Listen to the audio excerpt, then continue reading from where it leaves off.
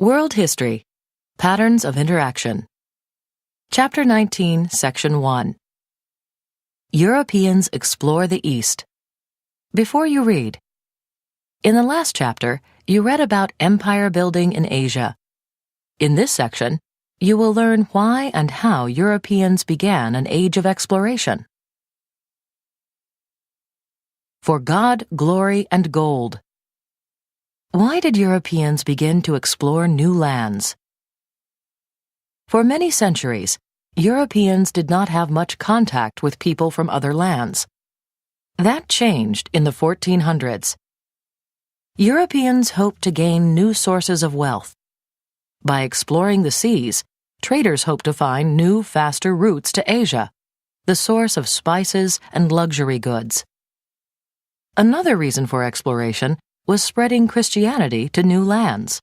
Bartolomeu Dias, an early Portuguese explorer, explained his motives: to serve God and His Majesty, to give light to those who were in darkness, and to grow rich as all men desire to do. Advances in technology made these voyages possible. A new kind of ship, the caravel, was stronger than earlier ships. It had triangle-shaped sails that allowed it to sail against the wind.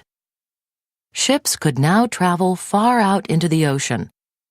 The magnetic compass allowed sea captains to stay on course better. Question 1. What were the two main reasons for European exploration? Portugal leads the way. Spain also makes claims. How did Portugal lead the way in exploration? The first nation to develop and use the caravel and the magnetic compass was Portugal. Prince Henry was committed to the idea of exploring. In 1419, he started a school of navigation. Sea captains, map makers, and navigators met and exchanged ideas there. Over the next few decades, Portuguese captains sailed farther and farther down the west coast of Africa. In 1488, Bartolomeu Dias reached the southern tip of Africa. 10 years later, Vasco da Gama led a ship around Africa to India and back. The Portuguese had found a sea route to Asia. The Spanish, meanwhile, had plans of their own. Christopher Columbus convinced the king and queen that he could reach Asia by sailing west. In 1492, instead of landing in Asia, Columbus touched land in the islands of the Americas. Spain and Portugal argued over which nation had the rights to the land that Columbus had claimed. In 1494, they signed the Treaty of Tordesillas. It divided the world into two areas. Portugal won the right to control the eastern parts, including Africa, India, and other parts of Asia. Spain got the western parts, including most of the Americas. Question 2. How did Spain and Portugal solve their differences over claims to new lands? Trading empires in the Indian Ocean. Who established trading empires in the Indian Ocean?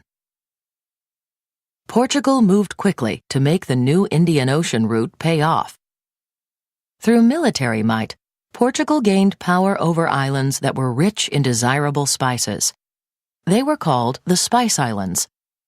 Spices now cost Europeans 1/5 of what they had cost before, while still making Portugal very wealthy.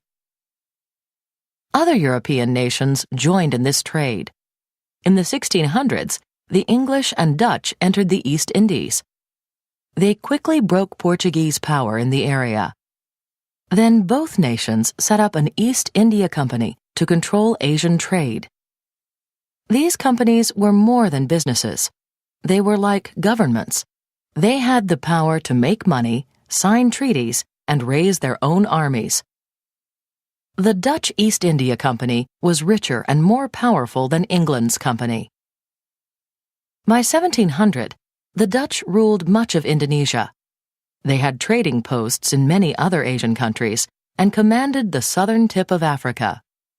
At the same time, both England and France finally gained footholds in India.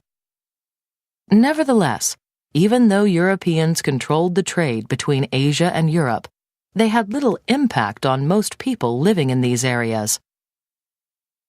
Question 3. How did the Dutch and English